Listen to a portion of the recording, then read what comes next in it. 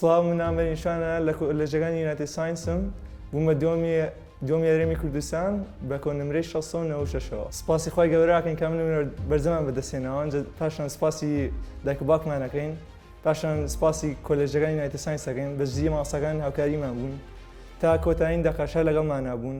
هەموو ڕۆژێکە هاتینەوە لیان نەپرسین چۆن بوون، امتحان چۆن بووە، ڕاتان چی لەسەرەوە، هەموو ڕۆژە لیان نەپرسین، بەڕاستی سپاسیان دەکەین.